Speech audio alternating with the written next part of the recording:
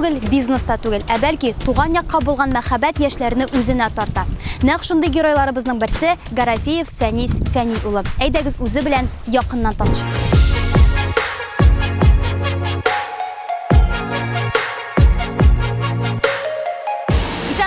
Бүген без Кабаттан Аршада һәм инде без килдек Арт Металл дигән урынга.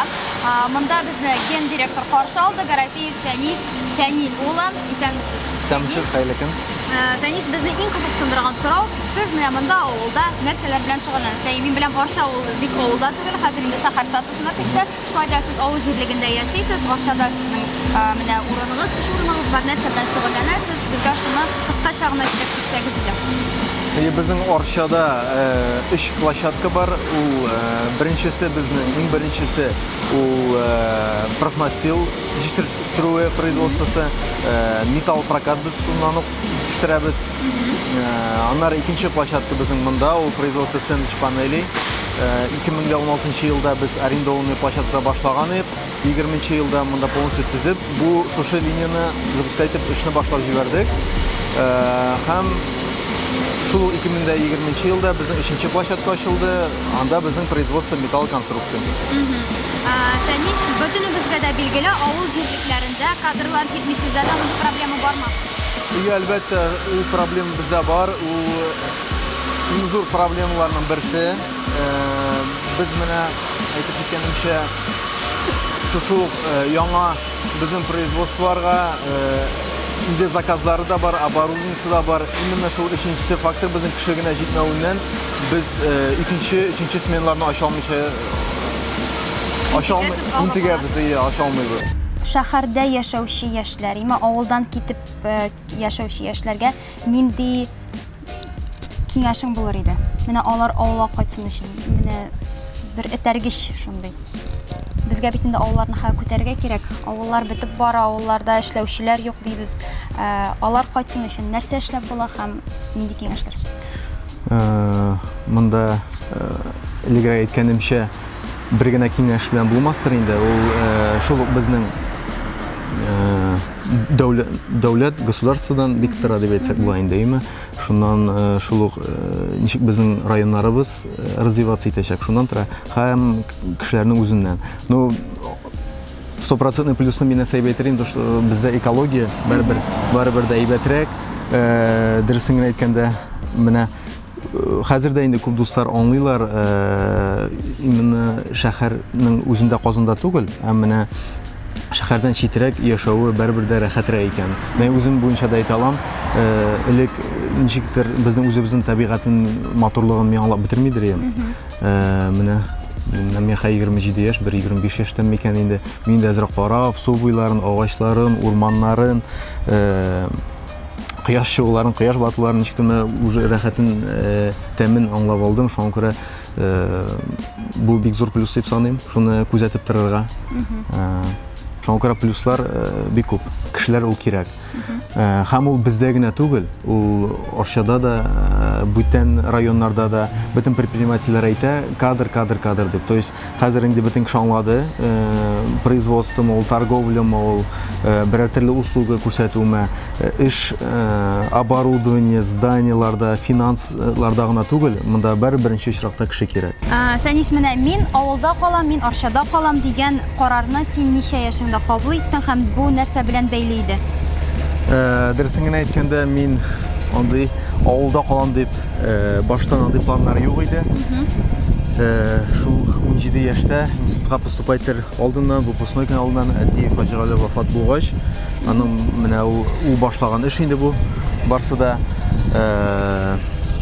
мин университетка поступать итеп, укып, шул вакытта монда уже кирнәп эшли башлап, шулай дип киттем дә, и аңладым, что монда калырга кирәк. Башта кирәк дип булып чыкты. Мин монда калдым, эшли башладым. Һәм дөресен әйткәндә, бүгенге көндә бик эшли, бик рәхәт монда. Тормыш монда калуым белән бердә үкенмим, миңа монда эшли. Менә бу әтиеңнең эшен дәвам итү бу бит инде бердән бер сәбәп кенә түгелдер, бәлки монда авылга карата булган мәхәббәт тә ятадыр, шулай бит. Бармы шундый бер? Әлбәттә, авылга карата, туган якларга карата мәхәббәт ул бар. Элек уйлавымча ул инде барбер атнага бер кеше яшәгәнчә атнага бер кайтып, айга бер кайтып монда була дия. Монда чыннан да көн сайын арчаны, авылны күзәтеп торабыз. Ул уже монда яшәү икенче тормыш. Монда кичкенә вакыттан бил авылны яратам, шуңа күрә хәзер инде атнага бер, айга бер түгел, көн сайын монда дисем. Авылларда яшьләргә эш урыны да бар, акча да түлиләр, хәтта матур йортлар да төзиләр. Тик нигәдер яшьләр авылларга кайтып яшәргә ашыкмый. Бу хакта да без Фәнис белән фикер алыштык. Менә авылга яшьләр кайтсын өчен, менә шундый җирләрдә эшләсен өчен нәрсә эшләргә кирәк? Бу кемнең проблемасы һәм аны ничек чишеп була? Минем уйлавымча, ул зур глобаль проблема. Монда бер генә причина була алмый.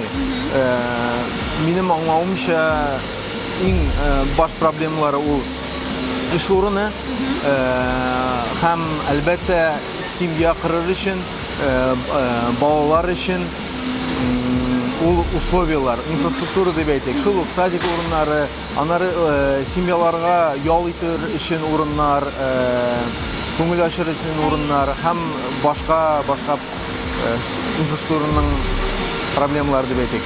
Ләкин Фәнис шуны әйтергә кирәк, әгәр дә шәһәрдән бирегә кайтып эшләргә теләүчеләр бар икән, менә сездә шәхсән эшләргә урыннар бар. Шулай бит? Әлбәттә. Инде калганын аның яңадан теге уйлап бетереп хәл итәргә дә була. Әлбәттә, нәкъ шулай.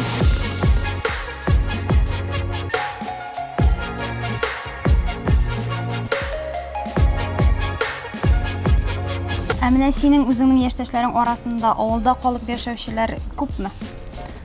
Юк шул, күп түгел, күбрәге барыбер шәһәрдә, күбесе Казанда. Синең дусларың күбрәк менә шәһәрдәме яисә монда Арчадамы? Юк, минеке. Дөресен әйткәндә алай санаган юк, мин Казанда дип уйлыйм күбрәк. Казанда күбрәк. Менә дусларыңның сиңа әйткәннәр юкмы? Әйдә шәһәргә күч, синнән да Арчада дип элегрәк бәлки әйткән вакыт. Менә элегрәк булганы бар. Әлдә хәзердә һаман сорыйлар теге ни эшлисең син анда, Арчада ни эшлисең дип. Безгә ул яктан бик повезло, потому что без Арча, без 1 сәгать юл Казанга кадәр. Шуңа күрә Казанның ниндидер бер поселогында, коттеджный поселокта ул я Казанның бер кырыенда авиастройда торган кешегә шул ук вакытта ул Казанның центрына барып җитә, мин Арчадан кебек. Шуңа күрә ул бик зур проблема түгел.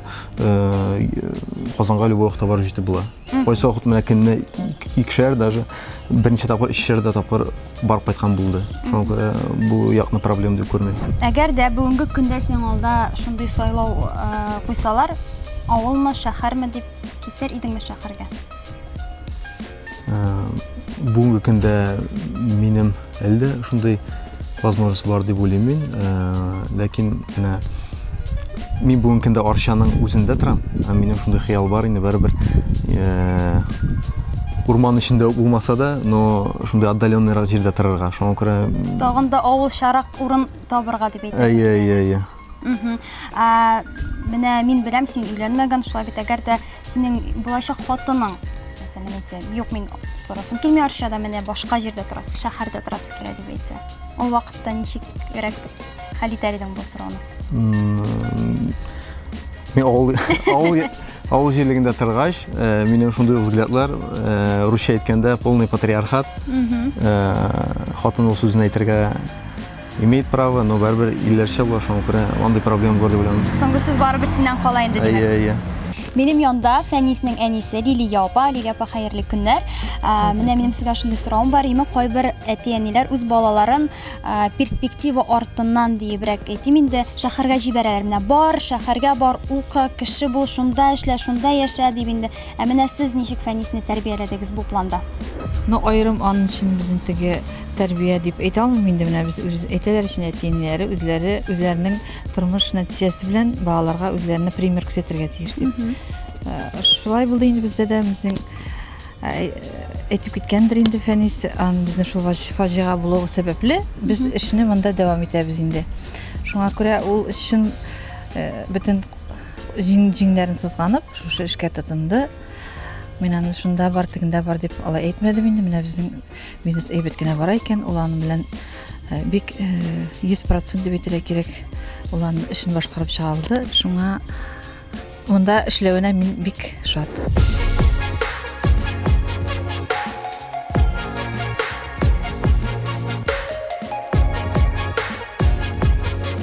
Әмнә Лилия апа карагыз, әгәр дә Фәнис бүген мин китәм, Казанга күченәм яисә башка шәһәргә күченәм дип әйтсә, сезнең реакция ниндирәк булыр икән? Читенрәк булыр инде ул. Чөнки бу эшне ничектер алып барырга кирәк бит инде. Алай дип теге башка да килгәне юк әле. Алай теге ул белә инде. Фәнис ул чыннан да бик ответственный кеше, бүтән истенә алай икән ул берәр эшне уларны ахырына хәтлек җиткерә инде. Шуңа күрә алай кискен генә андый нәтиҗәләр ясамас дип уйлыйм мин аны. Ул эшне алып барырга кирәк икән, ул аны до конца алып барачак Аллаһ бирсә. Исәнлек саулык булсын. Шулай булсын, амин. Чөнки инде безнең яшьләр хәзер күбрәк шәһәрләрдә яшьләр, күбрәк авылга кайтсыннар, авылда яшәсеннәр иде дигән теләкләрдә калабыз. Лилия апа, сезгә бик зур рәхмәт. Фәнис, син тәҗрибәле кеше буларак әйт әле, авылга кайтып, акча эшләү өчен иң беренче нәрсә кирәк? Менә яшьләргә бер шундый киңәш дип әйтимме? Монда беренче чиратта кешенең үзеннән бик күп әйбер тора. Но ике юл бар дип уйлыйм мин. Беренчесе ул үзеңә эшләргә, икенчесе ул каядыр эшкә керергә. Беренче очракта да, икенче очракта да бик күп возможностьлар, русча әйткәндә. Әгәр дә үзеңә эшләргә дип әйтәсең икән, монда һәрбер сфераны алсаң да, ул гомумән Россиядә да шулай. Һәм безнең Татарстанда, Арчада да шул ук хәл. Без любой сфераны алыйк, һәрбер сферада нәрсәдер эшләргә, үз-үзеңәме яки предприятие ачыпмы, самозанятый буларакмы, возможностьлар бик күп. Любой сферада дип әйтик. Общепиттан башлап, нәрсәдер пешерүдән башлап, менә безнең Арчада ул бик популяр. Производство белән бетереп дип әйтик. Әгәр дә каядыр эшкә урнашырга, моны бездә производство булганда эшләп киткәнем, эш урыннары бик күп. Менә без үзебездә дә 20дән күбрәк вакансия бездә ачык. Без кешеләрне, яшьләрне дә, олыларны да бөтенсен дә көтеп калабыз, объявление да бирәбез, зарплаталарыбыз да безнең Арча эчендә, республика эчендә дә бик яхшы дип санала. Ну, барыбер дә алар безнең вакансиялар тиз генә ябылмый. Рәхмәт, Фәнис, бик зур итеп бүген безнең төп героебыз Гарәфи Фәнис Фәни улы иде. Аңа таба зур уңышлар телибез һәм әлбәттә аңа таба да тагын очрашып, матур итеп сөйләшергә. Бик зур рәхмәт.